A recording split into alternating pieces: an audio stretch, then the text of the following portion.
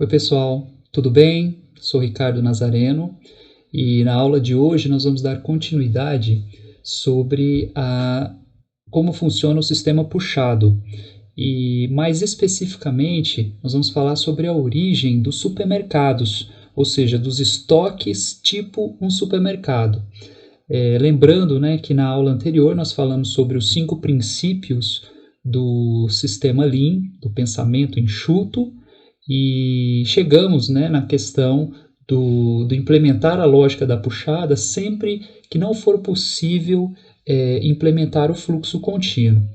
E como é que surgiu a questão da lógica da puxada, né? A lógica da puxada ela é importante principalmente em cenários em que você tem um processo fornecedor e um processo consumidor, e entre esses dois processos, por diversos motivos, você precisa criar ali um ponto de estocagem para garantir a disponibilidade de materiais para o processo consumidor.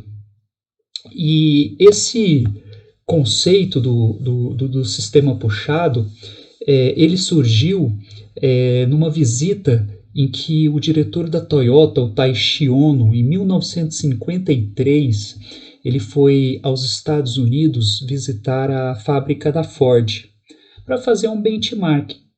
Chegando lá, ele se deparou com o sistema de produção em massa do Fordismo e realmente ali ele já teve uma experiência muito interessante, porque ali ele já pôde trazer um pouco do conceito do fluxo contínuo, né, da produção em massa e dos benefícios que o fluxo contínuo trazia para um sistema produtivo. Por outro lado, um ponto negativo que ele constatou ali era que o sistema de produção da Ford ele era muito baseado no que a gente chama hoje de produção empurrada. A produção empurrada é quando você produz baseado em previsão. Você prevê, você tenta adivinhar o que o seu cliente vai querer, o que o seu cliente vai comprar mais adiante. E o problema desse sistema é que, se a demanda não se concretiza conforme o previsto, você acaba produzindo desnecessariamente alguns itens em detrimento a outros, por uma demanda que eventualmente você não previu. E como na época o Japão, né, no pós-guerra, estava totalmente descapitalizado, eles entenderam que esse modelo, né, baseado em previsão principalmente, ele não servia para a Toyota, porque o país estava passando por um período de escassez, principalmente de matéria-prima. E aí terminaram a visita e foram aproveitar a viagem e foram conhecer a cidade. Passeando pela cidade, eles conheceram o sistema de supermercado que havia já sido implantado nos Estados Unidos na década de 30 pela família Cullen.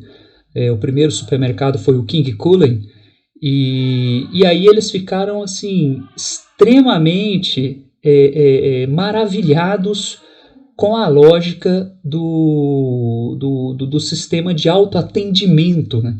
Porque até então eles estavam acostumados com o modelo de armazém, de mercearia, em que você tinha uma pessoa que fazia o controle dos estoques, que fazia o atendimento, repunha as mercadorias conforme elas eram consumidas, e aí você entra num lugar que você tem um monte de prateleiras com produtos dispostos ali para você se servir, e de repente eles pensam, poxa, mas como que esses estoques são controlados, né? Como que ele sabe a quantidade que tem que ter aqui, como que ele sabe a hora de repor? Então isso aí foi ali que ele teve a grande inspiração para o sistema puxado, porque ali ele percebeu que no sistema de autoatendimento as prateleiras elas eram repostas pelos estoquistas conforme o cliente ia consumindo as mercadorias.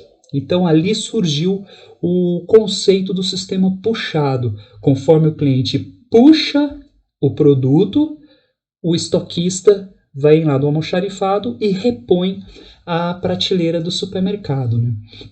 E naturalmente ali surgiram outros insights muito interessantes, né? Um deles foi realmente o conceito do limite máximo de um estoque, né? Baseado no quê? Baseado na própria limitação física da prateleira. Ali eles perceberam que as mercadorias não eram colocadas aleatoriamente conforme o espaço que tinha nas prateleiras, né? Dentro das prateleiras havia um espaço pré-definido para cada produto, e esse espaço ele era dimensionado baseado numa demanda desse produto, e aí esse produto não era abastecido numa quantidade maior do que estava previsto ali. Então, portanto, não tinha essa de repente, eu previ que vão vender 100 sacos de arroz na semana. Se chegou ali na quinta-feira, no final da semana, de repente não houve uma demanda correspondente, você não vai empurrando saco de arroz ali, de repente vai colocando saco de arroz no chão. A própria prateleira delimitava. Você falou, eu vou ter um dia de estoque nessa prateleira aqui, tudo bem, eu vou ter então 100 sacos por semana, pegando aí 5 dias, divide aí, vou ter 20 sacos por dia. Não consigo pôr mais que 20 sacos ali. Então não adianta você vir todo dia empurrando 20 sacos. Não adianta você trazer 20 sacos diariamente. Porque se não houver demanda, eu simplesmente não tem espaço físico para colocar isso ali. Então esse conceito também de estoque regulador, né? O estoque tipo supermercado, ele é um estoque regulador. Ele regula a quantidade máxima que eu consigo abastecer naquele estoque. E aí, um último ponto é que, ao voltarem, obviamente, eles falaram, bom, agora a gente precisa adaptar esse conceito para o fluxo produtivo aqui, para dentro da produção. Como que a gente faz, né, dentro de um fluxo de produção, esse conceito funcionar? E aí eles perceberam que, obviamente, não dava para eles trazer toda a parte de sistemas que o supermercado utilizava, mas eles poderiam adaptar isso aí utilizando um cartão, como se em cada saco de arroz, por exemplo, tivesse um cartãozinho, e nesse cartão, à medida que passava ali pelo caixa, o caixa retiraria o cartão do saco de arroz, depositaria em algum lugar ali um escaninho, um depositório de cartões, e à medida que esses cartões iam atingindo um determinado nível, ou seja, o que a gente chama hoje de ponto de pedido, um ponto de reposição, os estoquistas, o almoxarifado do supermercado seria acionado para repor a prateleira, né? Obviamente respeitando o limite máximo.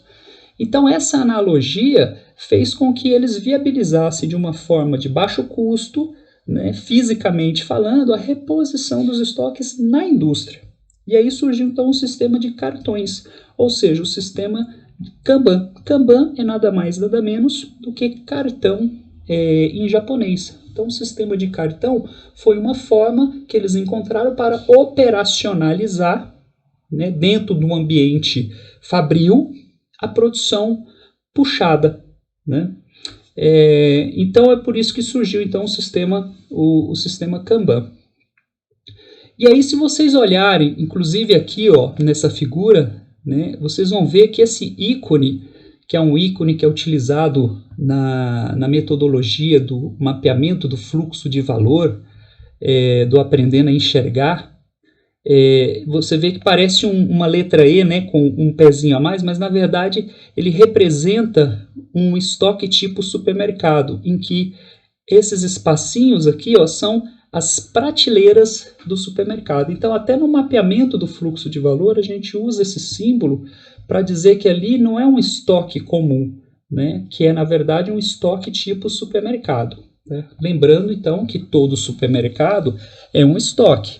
Porém, nem todo estoque é um supermercado, porque nem todo estoque que a gente gera, ele é gerado baseado na lógica da puxada. Aliás, a maioria dos estoques são gerados de forma errática, é muito mais baseado na lógica da produção empurrada, da produção que você faz baseada em previsão, do que na lógica da produção puxada.